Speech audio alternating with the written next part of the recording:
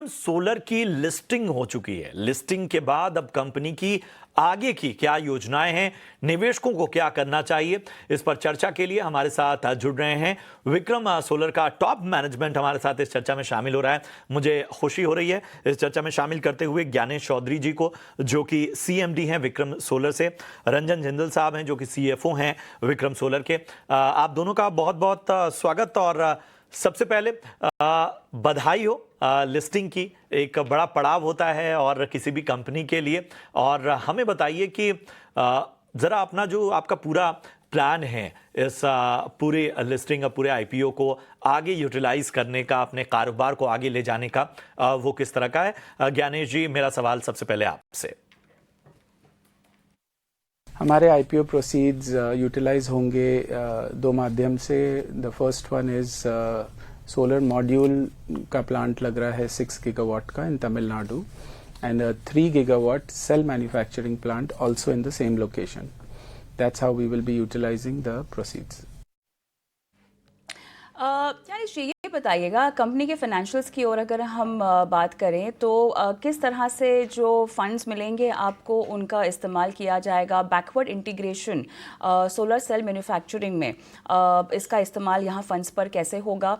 और इसके साथ साथ मार्जिन्स अगर हम देखें तो, क्योंकि हमें पिछले वित्त वर्ष में थोड़ा सा स्लिप इनमें दिखाई दिया था, अब किस तरह से आपको लग रहा है कि ये बेहतर होंगे और दूसरों के मुकाबले बेटर होंगे?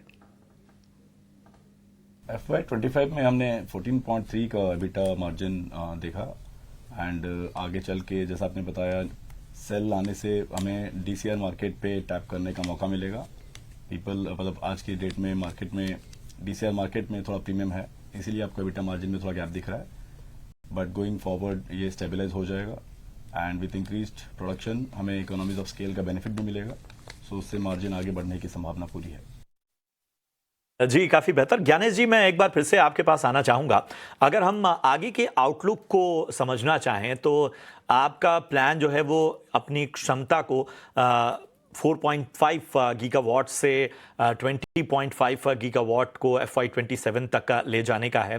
तो बताइए कि किस तरह की पाइपलाइन है इस बड़े लक्ष्य को हासिल करने के लिए? So cumulatively इस फिस्कल में हमारी capacity end of the year हो जाएगी 15.5 गीगावाट, और अगले साल एग्जिस्टिंग प्लांट में एडिशनल कैपेसिटी और कुछ नए एक्सपेंशन मिला के 20 गीगावाट तक होने की संभावना है। इसमें एडिशनली 12 गीगावाट सेल प्लांट भी आ रहा है, जिसमें से 3 gigawatt is a part of the IPO proceeds.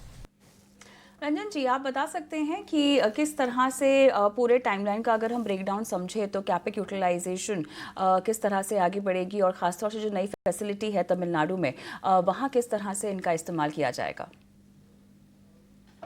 तो जैसा बताया हमने, आईपीओ का जो प्रोजेक्ट है वो 6 गीगावाट का मॉड्यूल है और 3 गीगावाट का सेल है। इसका कैपेक्स 3100 करोड़ रुपए पे है, जो हमें part of equity and part of debt से फिनेंसिंग होगी। डेट का क्लोजर भी हो गया है, और 6 गीगावाट का मॉड्यूल हम मार्च 2026 में कमीशन का प्लान कर रहे हैं, और 3 गीगावाट का सेल लाइन वहां से 6 महीने बाद Q3 of next financial year में हम कमीशन कर लेंगे। जी, काफ़ी बेहतर। और ज्ञानेश जी, हमें ज़रा थोड़ा ये समझने में मदद कीजिए कि ये जो पूरी अभी टैरिफ की टेंशन है, उसमें किस तरह की एक्सपोर्ट स्ट्रेटजी लेकर चल रहे हैं आप लोग? भारत एक बहुत बड़ा स्ट्रेंथ में है, and I think the way the conversations are going, मुझे पूरी उम्मीद है कि हमारे प्रधानमंत्री और हमारी जो गवर्नमेंट है वो बेस्ट सोल्यूशन निकाल लेंगे। जब तक ये सॉल्व होता है, हमने अपनी स्ट्रैटेजी में 2024 के बाद डोमेस्टिक मार्केट के ऊपर काफ़ी फोकस किया, और उसके कारण हमारी ओवरऑल एक्सपोर्ट रेवेन्यू काफ़ी कम आ गई, while domestic has taken centre stage. Going forward हम ये कोशिश रहेगी हमारी कि जल्दी से जल्दी हम इंटरनेशनल बिजनेस इन US शुरू करें, और ये होगा after the dust settles on this entire issue. चलिए, बड़ी अच्छी चर्चा रही और शुक्रिया करेंगे आप दोनों का इस चर्चा में जुड़ने के लिए। आपको, आपके कारोबार के लिए, आपकी पूरी टीम को हमारी ओर से ढेर सारी शुभकामनाएं।